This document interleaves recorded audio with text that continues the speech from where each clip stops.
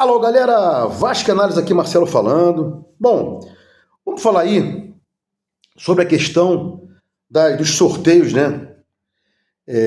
Sul-Americana, vai ter Copa do Brasil e tal. Eu já falei aqui meu ponto de vista, né? Vasco tem que pensar estritamente no brasileiro. E essas duas passagens de fase, né? O Vasco conseguiu ganhar do Operário, evoluir de fase junto ao Operário, e agora evoluir para pegar o Independente, é no momento que ainda dá, né? Vai ter uma paralisação agora boa, só jogamos dia 12 de junho, e depois uma outra paralisação do dia 13 de junho até 13 de julho ou 12 de julho. Praticamente um mês. Mas esses 10 dias aqui, bota aí 40 dias, né? Então o Vasco passou pelo Operário, passou de fase, na Sul-Americana também. É bom, por enquanto tem tempo para treinar e tem tempo para descansar. O Vasco não tem elenco para continuar nas fases. Já falei isso aqui reiteradamente. Vasco não tem elenco, não tem reserva para os jogadores. Os que entram, às vezes nem entram, né? Que o Diniz não está colocando ninguém. Segura os caras até 40 minutos, 38 para colocar, porque o nível de quem entra no lugar é péssimo, né? Vamos colocar, sem estar tão rude assim, é baixo, é fraco, né? Então, pensar em ultrapassar o Independente e depois chegar no outro time lá, que o pessoal aí começou a dizer que é mais fraco e tal. Não penso nisso. O Vasco não pode pensar em cair para a segunda divisão, né? No momento, o que dá like, o oba-oba, é falar sobre Sul-Americana, falar sobre Copa do Brasil e blá blá blá, mas o Vasco tem que ater-se ao brasileiro.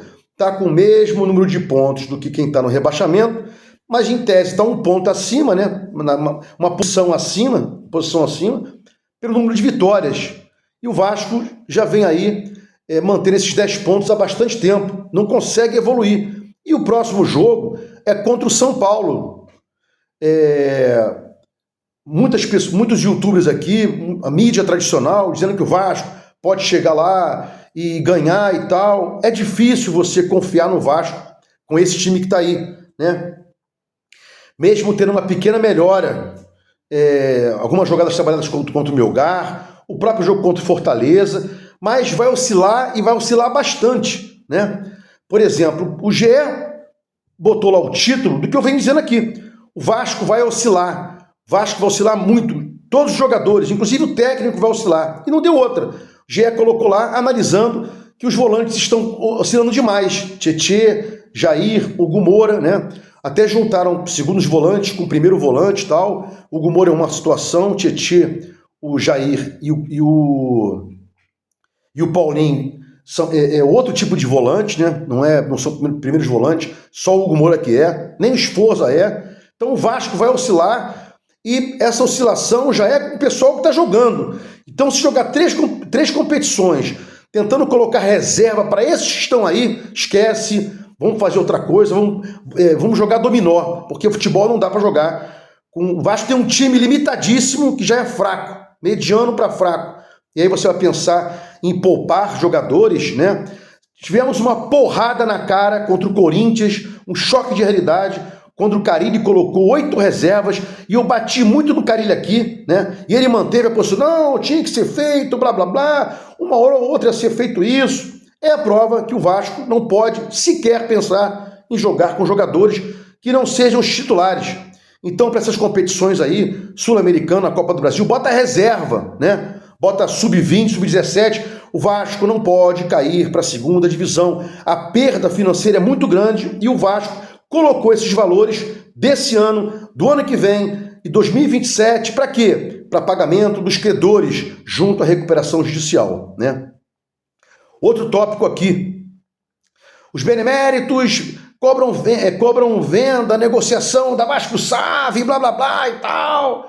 Ontem eu estava lá vendo alguns youtubers, né? Impeachment do Pedrinho, blá, blá, blá e tal. Impeachment tem que ter algo errado realmente. E uma prova, A base do pessoal está colocando pro impeachment o Pedrinho aí seria a não venda do Vasco. Prova aí que o Pedrinho não consegue vender. Vender o quê? Já avisei aqui várias vezes, né?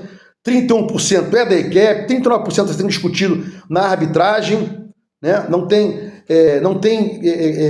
comprador para isso. O comprador teria que chegar, acordar com o Vasco, ó, vou lá na ECAP, pode ser? Vamos fazer um acordo aqui. Teria que ir na ECAP, pagar o valor que a ECAP quisesse pelos 31% que já são delas, né? Esse percentual já é dela, Teria que chegar na Câmara de Arbitragem. ECAP, você quer conta aí pra gente acabar com essa arbitragem aí? Chegar na Linde Hall, discutir também lá, que está bloqueado pelo Justiça Americano, a Linde Hall dos 31% integralizado já pela ECAP. E ainda, por fim, você tem que falar com o juiz da recuperação judicial. Excelência, magistrado, posso vender? Arrumei um comprador aqui e tal, blá, blá, blá. Né?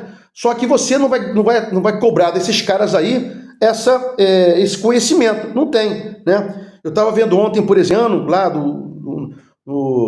passei assim, vi o título e tal, impeachment, não sei o que e tal. É para ganhar like, monetização. Como você vai vender uma coisa agora que você tem de chegar e arrumar um comprador?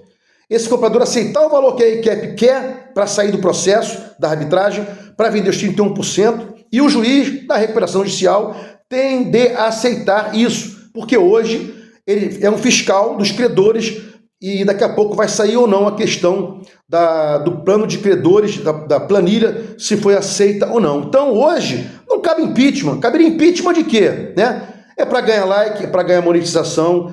Os torcedores do Vasco não tem tempo de pesquisar porra nenhuma, o cara bota lá impeachment, o cara acessa e tal. Aqui não, aqui eu explico meus inscritos, impeachment não é assim, tem que ter uma situação que indique uma gestão temerária, uma gestão fraudulenta, que são coisas diferentes, né? Mas não tem isso provado. E vai provar isso como? Do Felipe, estava na capa lá do Laureano. Gestão temerária com a capa do Felipe, tem que ser do Pedrinho, pô, aquele que é o presidente, né? Bom, para continuar aqui, para fechar,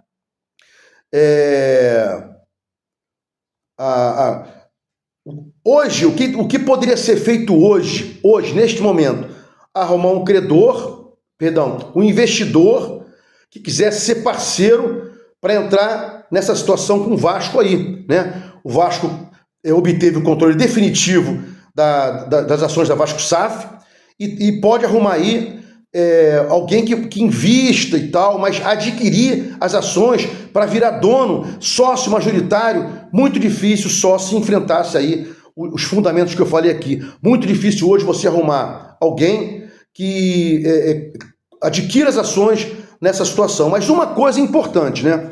Quem não conhece a matéria, quem é leigo, recuperação judicial, estamos próximos da falência. Ao contrário, a recuperação judicial afasta você da falência. E hoje, assim, o plano de credores, podem haver impugnações dos próprios credores e pode haver entrada de novos credores. Olha aqui, o Vasco me esqueceu, juiz. Eu estou aqui, eu sou credor. O próprio Vasco pode tentar colocar dívidas lá dentro. Então, depois que houver a homologação, que começar-se a pagar os valores que estão lá definidos, já tem o investidor, o comprador, já vem com mais tranquilidade, porque ele sabe o que vai ser pago ali, qual o prazo de pagamento, qual o valor que ele vai pagar mensalmente, não vai ser enganado agora. Hoje, se alguém comprasse a Vasco SAF agora, as ações da Vasco SAF, que em acordo com a 777/ECAP, e com a aquiescência do magistrado da recuperação judicial, poderia ter, neste momento, um problema, né? Porque faltam os credores a dizerem, olha,